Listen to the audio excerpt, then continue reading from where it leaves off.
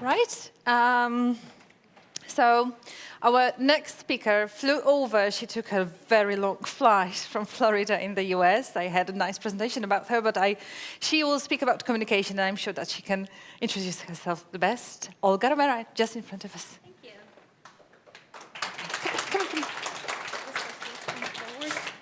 Yeah. I thought there was a step there. This way. Okay. All right. Hello, everyone. Can you hear me? Yes. All right. Okay. I want to do two things before I get started. It's 4 a.m. where my mom and dad are right now, and even though I begged them not to join, I know that they are the two of the people that are online. So hi, mom and dad. Shout out to mom and dad. And the second thing I wanted to tell you guys is I was born and raised in Honduras. Honduras is a very poor country. They're very nice, kind, talented people there. And I wish that they had the opportunity that you guys are having. This is a great kudos for you guys for being here and taking advantage of this. Take advantage of this opportunity because it's not offered to a lot of people. And kudos to the people who put this event together. Big applause to them. This is amazing. Great job, guys. All right, let's get right into it. So the power of communication. Communication is a soft skill. So you have your technical skills, you have soft skills, and then you have processes and tools that will help you. And these three areas are key areas for success. However, communication, as you've been hearing along from all of our previous speakers, is very important. And if you can achieve efficient communication, you are well off to a successful career. And I'm just going to talk a little bit about that. So I'm going to say, why does it matter? Why are you talking so much of communication? Not only is communication one of the top soft skills, and I'm going to talk about other soft skills that are very important to have, and how to achieve effective communication. So some tips on how to do this. How can you improve your communication skills? Communication leads to collaboration. It leads to engagement. It leads to motivation. And when you have motivated people, the sky is the limit. There is no stopping you. If you have the motivation to move forward, you can trip, you're going to stand up, and you're going to keep moving because you're motivated. And communication can help you achieve these things. If there's anything that I want you guys to take away, pay attention when I come to the pie model. I love this slide. I really think it's a good key takeaway for you guys. And then next steps, what can we do? All right, so why does it matter? Why is communication so important? Communication is really vital. It's one of the good skill sets to have, not only for you individually. Communication is the skills that you can use at the workplace, at the school, in your personal life. If you can achieve good communication, you will be seen as a leader, believe it or not. It will help you build strong relationships. And you've seen that building strong relationships is also very important in your career. Sometimes it's not only what you know, but who you know. Who can you contact? Do you have the right information? Can you reach out to the right people with the right information? And in the contrast, if you don't communicate well or poor communication, it can be very frustrating and it could lead to misunderstandings. Another good thing about communication that I'm going to emphasize is don't be afraid to repeat yourself. It's good if you want to get your message across, you can say things several times so people can understand it and can absorb the information. So here's a chart that shows you some of the main soft skills that some of the companies are looking for. The top of the chart is communication. Companies want people that can communicate, that have the skill set. Other one is creativity. Can you think out of the box? Are you a good team player? Can you do well in a teamwork? Critical thinking, emotional intelligence, and adaptability. I'm surprised adaptability is at the very bottom because that's another very important skill set to have. If you can adapt in this renewing world, you can also be very successful. So here is the why, the what, the how, and the when of effective communication. So why? Why is communication so important? Why do we want to communicate? We want to connect with people. You want to connect with people. Not only that, communication leads to great business results. In our company, they do this survey every year to take the pulse of our team members. And one of the things of the top 10 business performance drivers that they measure is communication. So it's very important. They take it very seriously. What do you want to communicate? You want to communicate relevant information. You want to communicate something that people are interested in, something that is important to them. You want to communicate, when I say updated information, this is very workplace oriented.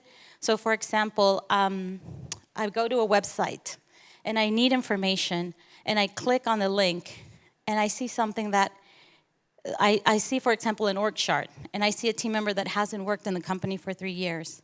I want to get to updated and good information, and I want to get to I want it to be easy to find. I want to be able to find information. If you have information and you have it stored in your hard drive in a computer where nobody can see it or nobody can access it, it's not going to be useful. So you need to put the information out there to your team members, to your schoolmates, to whomever, so it can be easy to find. How? There are so many ways to communicate nowadays, so many platforms. Choose whatever it is that you like. You can use verbal communication, you can use nonverbal communication. Younger generation love to text these days. If I call my daughter, she will look at me like, why are you calling me? Don't you know how to text? So there are so many ways to communicate nowadays. You can use so many platforms: YouTube, social media, SharePoint sites, home pages. If you're an extrovert, you can come up stage and make a presentation. If you're an introvert, do a story, do a blog, do something. You can still communicate, doesn't matter. And when, like I said, repeat, repeat, repeat. A study has shown that sometimes it takes 7 times for you to say something before the other person or the other team members will absorb it. So you say it one time, they're not paying attention. You say it a second time, they're multitasking. You say it a third time, they heard you. You say it a fourth time, they kind of understand the impact of what you're saying and what it has on them. So don't be afraid to repeat information and make sure that what you are trying to say has been understood by the other person. All right, so here are some tips to improve your communication skills. Believe it or not, the number one tip of a good communicator is to listen. Sometimes a lot of us don't listen. We don't take the time. We think that we know what the other person is saying, or we try to finish the sentence for the other person. And so sometimes it's really good to just practice listening. Paraphrasing is a good way of listening. So if somebody's telling you something, repeat what they said to you in the way that you believe that you understood it, and that way that will achieve also some clarity. Ask open-ended questions. If you ask open-ended questions, you will get more information versus a yes and a no. Empathy. Showing empathy goes a long way. If somebody's talking to you, are you listening? Are you acting bored? Are you looking somewhere else? Are you looking at your phone? Show empathy. Sometimes the person that is trying to communicate is really being brave and trying to communicate, so show empathy. Recalling previous conversations, I think Perrette talked a little bit about this, like, oh, I remember your birthday. Oh, I remember you told me you had a 17-year-old daughter. Oh, I remember. Show that you listened. Show that you pay attention. So recall previous conversation. Always ask for feedback. You're going to hear feedback. This is one of the buzzwords. Feedback is great. Feedback is a way that you know what you're doing good, keep doing it, and it's another way to understand what you're not doing good and how you can improve. So feedback is always good. And there's ways of getting feedback and of giving feedback. And when it comes to communication, always aim for clarity. Make sure that what you're saying is understood and that what somebody's trying to tell you, that you fully understood it. Because if you didn't, then ask, is this what you're trying to tell me? So always aim for clarity. All right. Okay. One of the most important things that communication will lead to is collaboration. And if you ask leaders across the country what is one of their key items to success, it's very likely that they're going to mention the word collaboration. So let me give you just a simple example of what collaboration means to me. So say you're a team of 6 people, and you get in a boat, and you have an objective. You have to go from point A to point B. And you had great communication. You know what your objective is. You know how to use your tools. You're all rowing in the same direction. Very likely you're going to get from point A to point B very fast, very efficient. You have another team, 6 people too. They didn't talk to each other. They didn't get good directions. They didn't get good guidelines. It doesn't matter. They're all rowing in different directions. It doesn't matter how much time and energy they put into it, they're very likely not going to make it. Or they might make it, but it's going to take them longer, it's going to take them more effort and more energy. So collaboration is very important. So you can see here some of the things that it helps us do. It brings people together. We can learn from each other. It's amazing how when you're collaborating with other people, how you can learn, oh, you do things this way, or you use a different tool, or you apply something else. Okay, this is great. I learned something new. It leads to higher retention rates. Retention is very important in a company.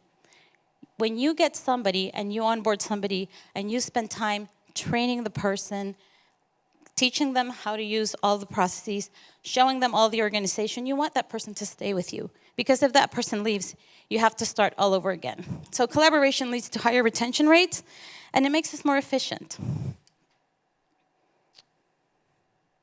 These are the different platforms that we have.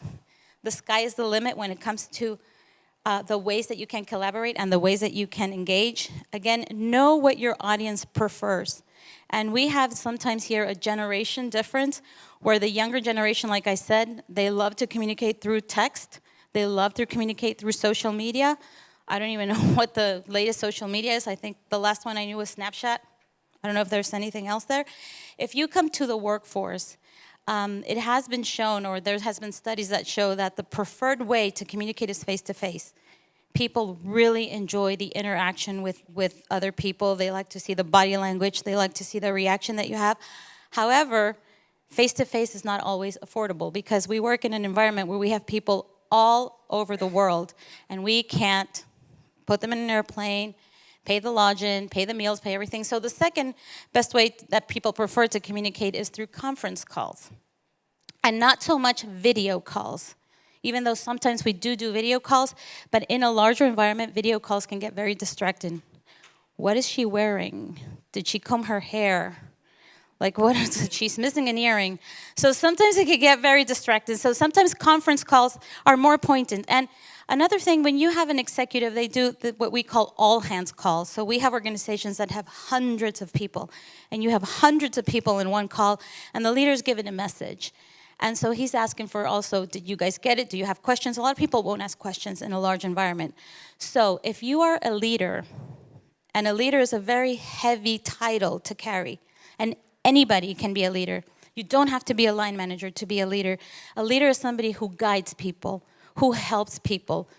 A natural leader, people will come to you. They will be drawn to you because you provide solutions and you provide tools for them to help you. So if you're a leader and you have all these calls, you can get together in a smaller group, in a smaller setting, where people feel more comfortable and ask, did you get that message? Did you understand what was trying to be portrayed? Did you understand that teacher? Did you understand his message or her message? So find ways. Know your audience and know what is the best method that they like to communicate with. All right, here's the pie model. This is one of my completely favorite charts. I was talking to Ava about it. So according to Harvey Coleman, there are 3 factors for a successful career in your life. The first one is performance. You have to be good at what you do. If you're given a task, you're expected to deliver that task, and you are expected to deliver it with really good quality. So if you're a good performer, you're on your way to a successful career, but that's only 10%. Only 10%. The second one is image. And she talked about branding. Kamel talked about branding too. Image, how do people perceive you? It's great that you are a great performer, but if you have a bad attitude, people will not want to work with you. It's amazing how a good attitude, even if you're not that great of a performer, if you have a great attitude, people will be attracted to you. Do you only bring problems to the table, or do you bring solutions? If somebody comes to you with a problem, do you say, how can we get together and solve this? So your image, work on your image. It's very important, but that's only 30% more. So now we're 40% there to a successful career. The 60% is exposure. It doesn't matter if you're good at what you do, It doesn't matter if you have a good attitude, if nobody knows. You have to put yourself out there. You have to make yourself known. Do not be afraid to do this. It's very important. Do your coworkers know about you? Do your other students know about you? Do your line manager, your second line manager, people in other organizations. Do anything that you can. Set up conference calls, put together some initiatives to share knowledge, do whatever it takes, but make sure that you are being exposed to the rest of the world because that is very important. All right, so what's next? You have to constantly be renewing yourself, right? Renewal is key these days. I think that they say that these days what students are learning in the first year is obsolete by the second year because something new has already happened. So renew yourself. Make sure that you are engaging. If you are too shy to lead an initiative, be part of an initiative. Make yourself be part of an initiative. I'm going to give you a quick example. I am in a business operations organization, so we're kind of like doing the health check of the business. So we look at the financials, we look at the resources, do we have the right people, do we have the right skill sets, do we have the people in the right places? We look at several different aspects of the business, and then we produce these reports, these awesome reports where we go, green flags, you're doing great. Yellow flags, warning, warning, you could do better. Red flags, you have to work on these. We have to make these red yellows, we have to make these yellow green. So it's kind of like a little health check pulse, what we do in business operations. And one of the things that came out of this survey is that we needed to improve our collaboration. Our team members, we were in the same team, in the same organization, and we didn't really understand what somebody, I'm just going to assume we were in a physical office, somebody sitting next to me was doing. So we started an initiative and we called it Captain Fantastic. We just gave it an incredible name so it would be catchy, so people would be attracted to it, because if we call it knowledge sharing, it would be like, ugh. So Captain Fantastic. And we said to everybody, we need each of you to put together a small presentation. It could be 20 minutes, it could be 1 hour, whatever you want. Tell us what you do. Tell us how you do it. Tell us what processes you're using, what tools are you using. And this Captain Fantastic has exploded. People love it. Not only that, not only has everybody like volunteered and are doing their presentations, people outside the organization are coming and joining our Captain Fantastic series, and some people are even repeating it, replicating it in their own organization because they love it. So, my message to you is be a captain, and you're already fantastic. So thank you, guys. Thank you.